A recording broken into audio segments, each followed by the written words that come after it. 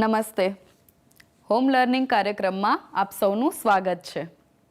અત્યાર સુધી સમય સંખ્યાઓ વિશે આપણે ઘણી બધી બાબતોનો અભ્યાસ કર્યો, જેમ કે સમય સંખ્યાઓ શું છે, પછી સમય સંખ્યાઓનું સંખ્યા રેખા પર નિરૂપણ કઈ રીતે કરી શકાય, ધન અને ઋણ સમય સંખ્યાઓ, સમાન સમય સંખ્યાઓ, સમય સંખ્યાનું પ્રમાણિત સ્વરૂપ અને સમય સંખ્યાઓની સરખામણી. અને આ દરેક બાબતો તમે સારી રીતે સમજ્યા હશો અને તેને લગતા પ્રશ્નોના જવાબ તમે આપી શક્યા હશો, જે તમારા પાઠ્યપુસ્તકમાં આપેલા છે. સરસ, ખૂબ સારી બાબત છે. અને આગલા એપિસોડના અંતમાં પૂછાયેલા પ્રશ્નોનો જવાબ પણ તમે સારી રીતે આપી શક્યા છો. એ માટે આપ સૌને અભિનંદન. હવે આજે આપણે સમય સંખ્યાઓ પરની ક્રિયાઓ વિશે શીખવાના છીએ. હવે આ ક્રિયાઓ એટલે કે ગાણિતિક ક્રિયાઓ, જેમાં આપણે સમય સંખ્યાઓના સરવાળા, બાદબાકી, ગુણાકાર અને ભાગાકાર વિશે માહિતી મેળવીશું. તો સૌથી પહેલા આપણે શીખીએ સમય સંખ્યાઓના સરવાળા.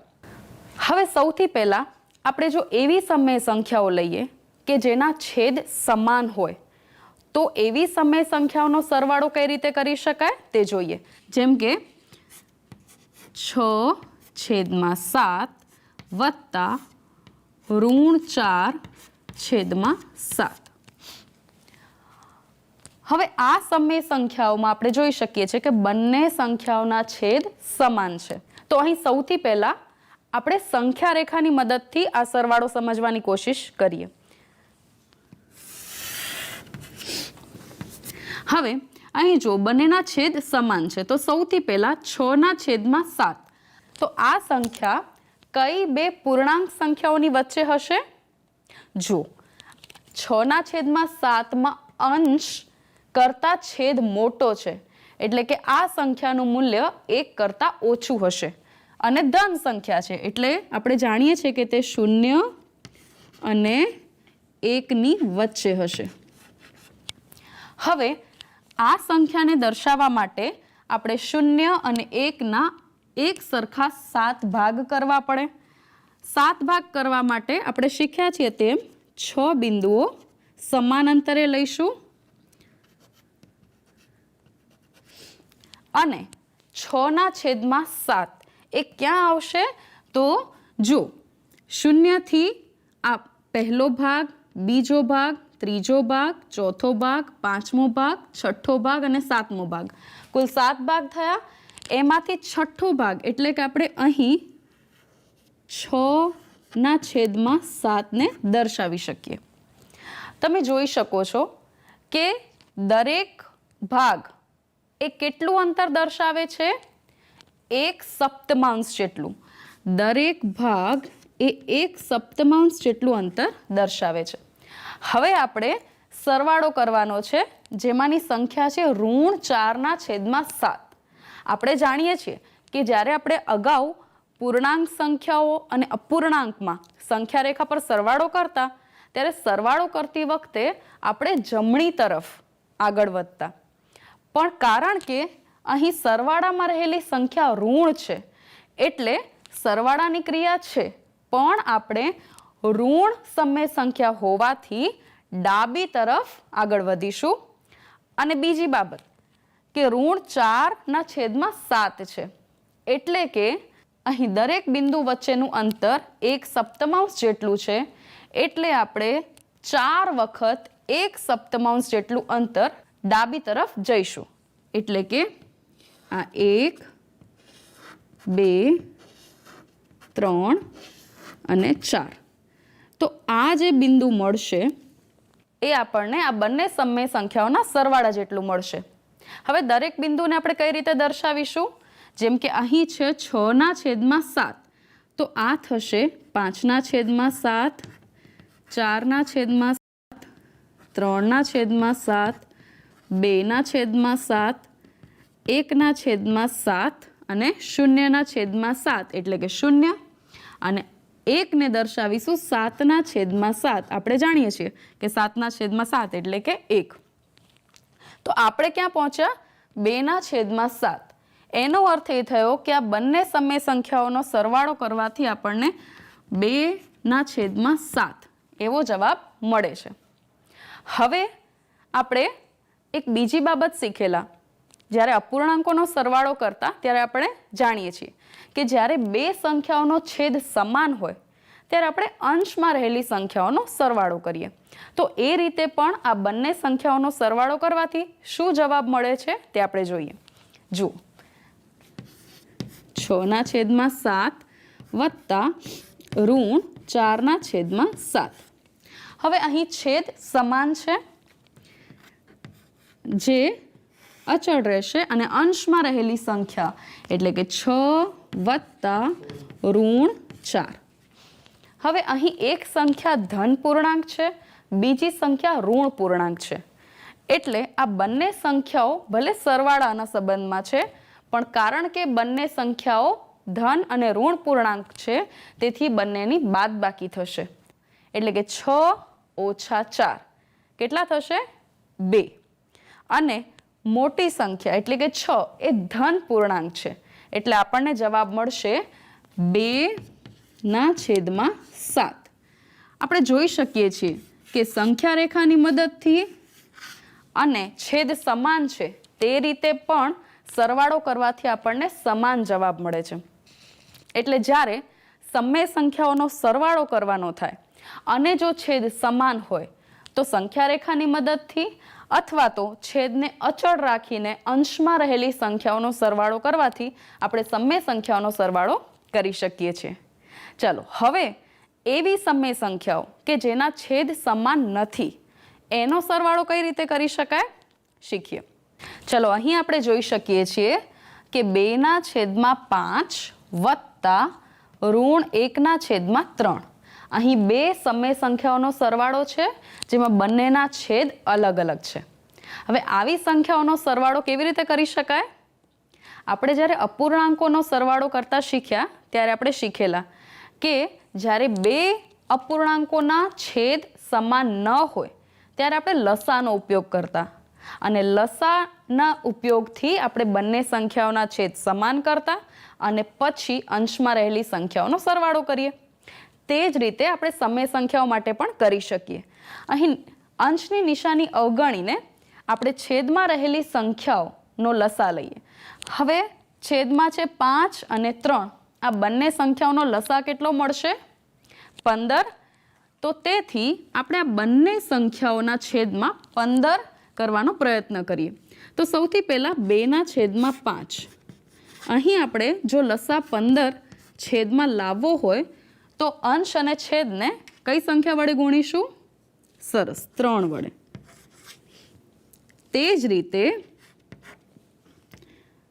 ઋણ 1/3 માં લસા એટલે કે છેદમાં 15 લાવવા માટે અંશ અને છેદમાં 5 વડે ગુણાકાર કરીએ તો હવે આપણને મળશે 2 તરી 6 છેદમાં 5 તરી 15 વત્તા 1 પંચું 5 પણ ઋણ અને ધન પૂર્ણાંકોનો ગુણાકાર આપણને ઋણ પૂર્ણાંક મળશે છેદમાં 3 પંચા 15. તો આ રીતે આપણે શું કર્યું? લસાના ઉપયોગ વડે છેદ સમાન કર્યા. હવે આપણે આ બે સંખ્યાઓનો સરવાળો કરીએ કે આ બે સંખ્યાઓનો સરવાળો કરીએ એ બંને સમાન મળશે કારણ કે 2/5 અને 6/15 એ એકબીજાની કેવી સંખ્યાઓ કહેવાશે? સમાન સમય સંખ્યાઓ. કારણ કે તેના અને છેદનો ગુણાકાર આપણે સમાન સંખ્યા વડે કર્યો છે. અને તે જ રીતે ઋણ 1/3 અને ઋણ 5/15 પણ એકબીજાની સમાન સમય સંખ્યાઓ કહેવાશે કારણ કે અહીં પણ આપણે અંશ અને છેદમાં સમાન સંખ્યા વડે ગુણાકાર કરેલો છે.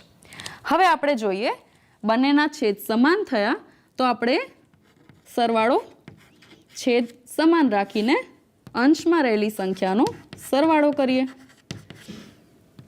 તો જુઓ 6 વત્તા ઋણ 5 તો આપણને શું જવાબ મળશે? 6 ઓછા 5 થશે 1 અને છેદમાં 15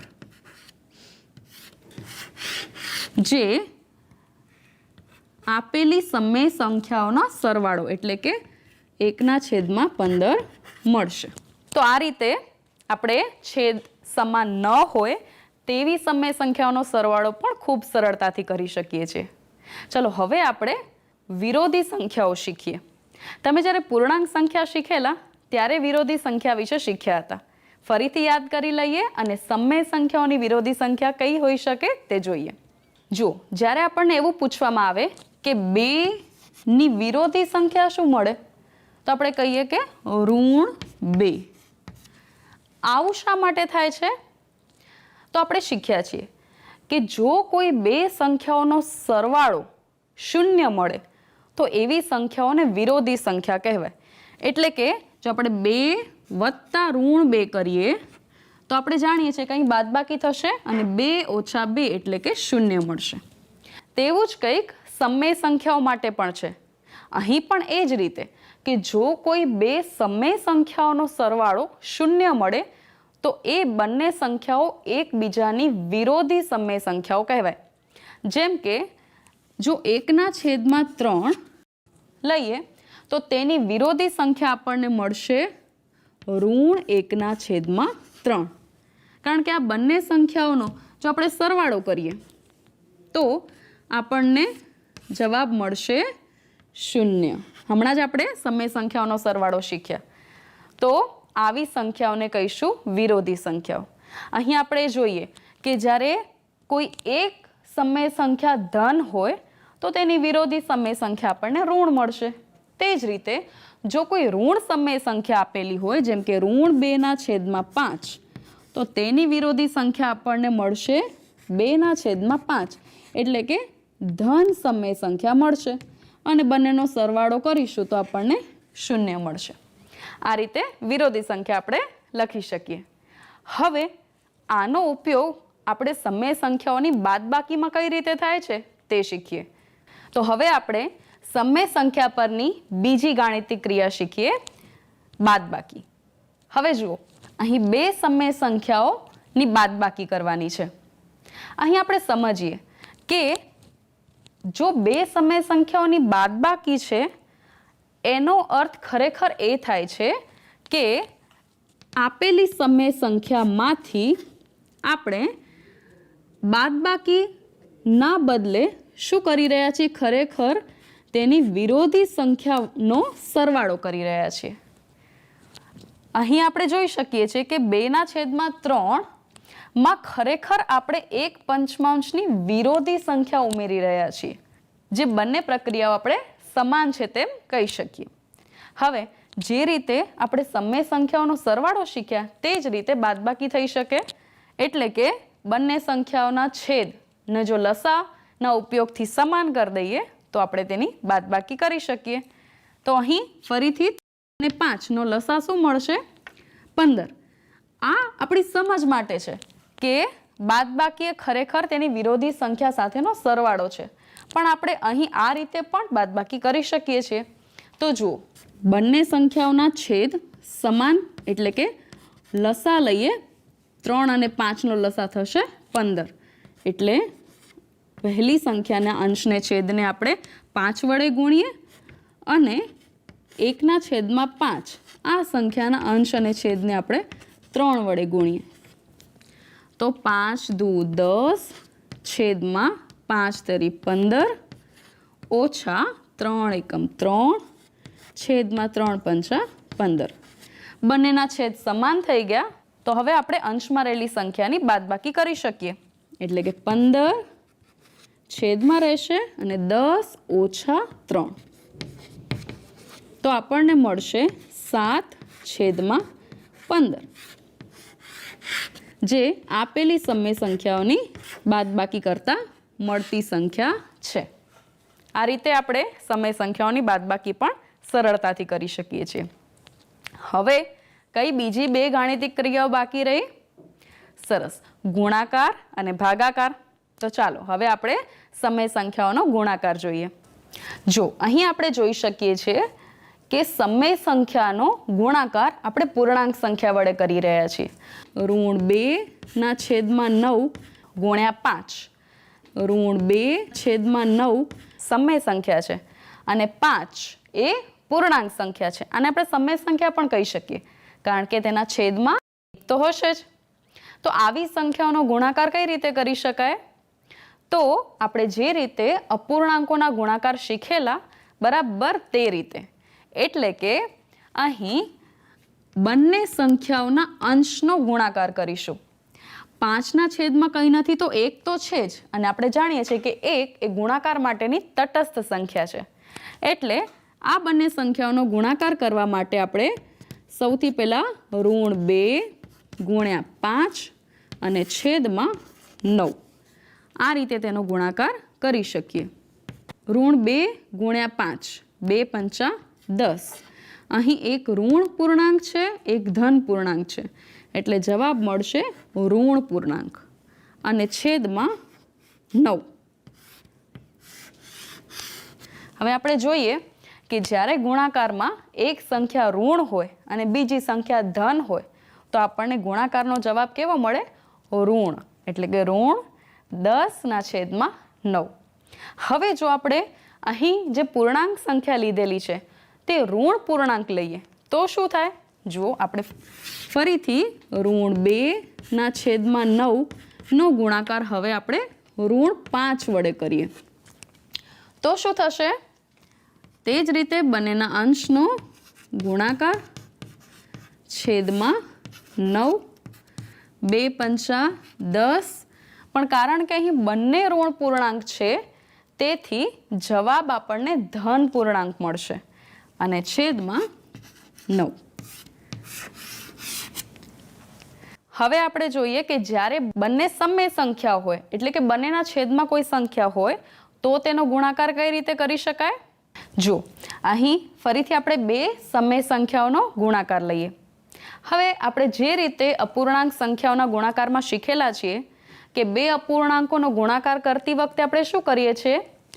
અંશમાં રહેલી સંખ્યાઓનો ગુણાકાર ભાગ્યા છેદમાં રહેલી સંખ્યાઓનો ગુણાકાર. તે જ રીતે સમય સંખ્યાઓનો ગુણાકાર પણ કરી શકાય. એટલે કે અંશમાં જે સંખ્યાઓ છે 5 ગુણ્યા -2 એ બંનેનો ગુણાકાર છેદમાં છેદની બંને સંખ્યાઓનો ગુણાકાર. 5 દુ 10. એક ધન પૂર્ણાંક છે, એક ઋણ પૂર્ણાંક છે, એટલે જવાબ ઋણ પૂર્ણાંક હશે. છેદમાં 3 સત્તા 21. તો આ રીતે સમય સંખ્યાઓના ગુણાકાર કરી શકાય. ખૂબ સરળ છે. ચાલો હવે આપણે જે રીતે વિરોધી સંખ્યા જોઈ તે રીતે આપણે વ્યસ્ત સંખ્યા વિશે પણ શીખેલા. તો હવે આપણે સમય સંખ્યાઓ માટે વ્યસ્ત સંખ્યા શીખીએ. આપણે અત્યાર સુધી જ્યારે પૂર્ણાંક અને અપૂર્ણાંક સંખ્યાઓનો વ્યસ્ત શીખ્યા ત્યારે શીખેલા કે વ્યસ્ત સંખ્યા કોને કહેવાય? જેમ કે આપણે એક અપૂર્ણાંક લઈએ 2/3. આ 2/3 સંખ્યાનો વ્યસ્ત શું મળે? હા, તો અહીં મળશે 3/2. અને આ વ્યસ્ત સંખ્યા એટલે ખરેખર શું છે?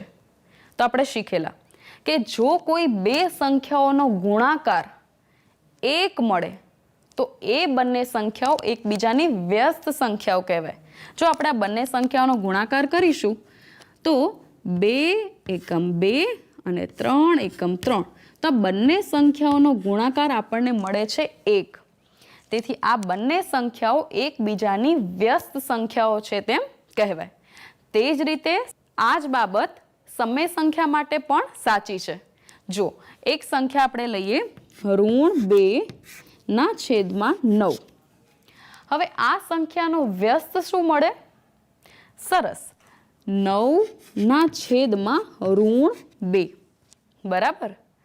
હવે અહીં આપણે ગુણાકાર કરીશું તો -2 એકમ -2 ને 9 એકમ 9, એટલે આપણને જવાબ મળશે 1. તો આપણે કહી શકીએ કે -2/9 નો વ્યસ્ત 9/2 છે. આ બાબત તો સમજાય એવી છે. અચ્છા, શું આપણે એવું કહી શકીએ કે -2/9 નો વ્યસ્ત -9/2 હોઈ શકે? શું આ સાચું છે? હવે આપણે સમજીએ. જો 9/2 અથવા -9/2 આ બંને સંખ્યાઓ સમાન છે કે નહીં? આપણે જ્યારે સંખ્યાઓનું પ્રમાણિત સ્વરૂપ શીખ્યા ત્યારે આપણે શીખેલા કે કોઈ પણ સંખ્યાનું પ્રમાણિત સ્વરૂપ એટલે શું? કે જ્યારે તે સંખ્યાનો અંશ ધન કે ઋણ હોય તો ચાલે, પણ તેનો છેદ હંમેશા ધન હોય. અને બીજી બાબત કે આ બંને સંખ્યાઓ ઋણ સમય સંખ્યાઓ છે, અને ઋણ સમય સંખ્યાઓમાં અંશ અથવા છેદ બંનેમાંથી જો કોઈ એક ઋણ હોય તો એને ઋણ સમય સંખ્યા કહેવાય. એટલે જો આપણે 9/2 લખીએ અથવા -9/2 લખીએ એ બંને સમાન છે. અને આવું આપણે આગળના ભાગમાં શીખેલા કે અહીં આપણે ખરેખર શું કરીએ છીએ? અંશ અને છેદનો ગુણાકાર કઈ સંખ્યા વડે કરીએ છીએ? ઋણ 1 વડે. એટલે આપણે √2/9 નો વ્યસ્ત √9/2 પણ લખી શકીએ અને 9/√2 પણ લખી શકીએ. આ બંને સાચું છે. તો તમે કહેશો કે આપણે વ્યસ્ત સંખ્યા એટલે તો જે બે સંખ્યાઓનો ગુણાકાર 1 મળવો જોઈએ. તો હવે આપણે જ્યારે 9/√2 ના બદલે √9/2 લખીએ તો શું ગુણાકાર 1 મળશે? ચલો ચકાસી જોઈએ. જો અહીં આ બંનેનો ગુણાકાર કરી જોઈએ. 9 એકમ 9, 2 એકમ 2. અહીં અંશમાં ઋણ 1 અને ઋણ 1 રહે છે. એટલે કે ઋણ 1 ગુણ્યા ઋણ 1, 1 એકમ 1. અને બે ઋણ પૂર્ણાંકોનો ગુણાકાર કેવો મળે? ધન પૂર્ણાંક મળે. એટલે અહીં પણ આપણને જવાબ તો 1 જ મળે છે. તેથી આપણે કહી શકીએ કે √2/9 નો વ્યસ્ત 9/√2 છે તે પણ સાચું, અથવા √9/2 છે તો પણ સાચું છે. હવે આપણે આ વ્યસ્ત સંખ્યાઓનો ઉપયોગ સમય સંખ્યાઓના ભાગાકારમાં કરીશું. તો ચાલો હવે શીખીએ સમય સંખ્યાઓનો ભાગાકાર. ચાલો હવે અહીં આપણે જોઈ શકીએ છીએ કે બે સમય સંખ્યાઓનો ભાગાકાર કરવાનો છે. હવે ભાગાકાર એ ખરેખર શું છે? આપેલી સંખ્યાના વ્યસ્ત વડે ગુણાકાર. આપણે અપૂર્ણાંક વખતે પણ આ જ બાબત શીખેલા. એનો અર્થ કે જ્યારે બે સમય સંખ્યાનો ભાગાકાર કરવાનો થાય છે ત્યારે ખરેખર આપણે પ્રથમ સંખ્યાનો ગુણાકાર દ્વિતીય સંખ્યાના વ્યસ્ત વડે કરીશું. કઈ રીતે? ચાલો જોઈએ. જો પહેલી સંખ્યા છે √5/3. હવે ભાગાકારના બદલે અહીં આપણે જો ગુણાકાર કરીશું તો જે બીજી સંખ્યા છે તેનો વ્યસ્ત થશે. એટલે કે 2/15. અથવા તમે √2/15 પણ લખી શકો. બંને રીતે જવાબ સમાન જ આવશે. હવે અહીં બીજી એક બાબત એ પણ છે કે જ્યારે આપણે સમય સંખ્યાઓનો ગુણાકાર કે ભાગાકાર કરતા હોઈએ ત્યારે સંક્ષિપ્ત સ્વરૂપ પણ આપી શકીએ. જેમ કે અહીં 5/15 જે સમાન અવયવો ધરાવે છે. તો આપણે 5 એકમ 5 અને 5 તેરી 15 જે આપણે શીખેલા છીએ અગાઉ એ રીતે આપણે તેને અતિ સંક્ષિપ્ત સ્વરૂપ પણ આપી શકીએ. તો હવે જોઈએ અંશમાં શું રહેશે? √1 ગુણ્યા 2 અને છેદમાં 3 ગુણ્યા √3. તો ગુણાકાર કરીએ. √1 ગુણ્યા 2 એટલે થશે √2 છેદમાં 3 ગુણ્યા √3 એટલે થશે √9. તો આપણને જવાબ મળે છે √2/9. અથવા શું આને આપણે અન્ય કોઈ રીતે લખી શકીએ? અથવા તેને પ્રમાણિત સ્વરૂપમાં લખવું હોય તો શું લખી શકીએ? આપણે શીખ્યા છીએ કે ધન અને ઋણ સમય સંખ્યાઓ કઈ રીતે દર્શાવી શકાય. ઋણ સમય સંખ્યાઓમાં કોઈ પણ સમય સંખ્યાનો અંશ અથવા છેદ જો ઋણ હોય તો તે ઋણ સમય સંખ્યા કહેવાય. પણ જ્યારે કોઈ સમય સંખ્યાના અંશ અને છેદ બંને ધન અથવા જો બંને ઋણ હોય તો તે ધન સમય સંખ્યા કહેવાય. અહીંયા તમે જોઈ શકો છો અંશ અને છેદ બંને ઋણ છે, એટલે ખરેખર આ ધન સમય સંખ્યા છે. એટલે આપણે તેને 2/9 આ રીતે પ્રમાણિત સ્વરૂપમાં પણ લખી શકીએ. તો આ રીતે આપણે સમય સંખ્યાનો ભાગાકાર પણ ખૂબ સરળતાથી કરી શકીએ છીએ. તો આજે આપણે સમય સંખ્યાઓની ગાણિતિક ક્રિયાઓ વિશે શીખ્યા, જેમાં સરવાળો, બાદબાકી, ગુણાકાર અને ભાગાકાર તથા સમય સંખ્યાઓની વિરોધી અને વ્યસ્ત સંખ્યાઓ વિશે માહિતી મેળવી. તો અહીં આપણે સમય સંખ્યાઓ વિશે ઘણી બધી મહત્વની બાબતોની ચર્ચા કરી છે. હવે સમય છે આજના સવાલનો. તો જુઓ, આજનો સવાલ છે ઋણ 4/5 વિરોધી સંખ્યા કઈ છે? ઋણ 4/5 વિરોધી સંખ્યા કઈ છે?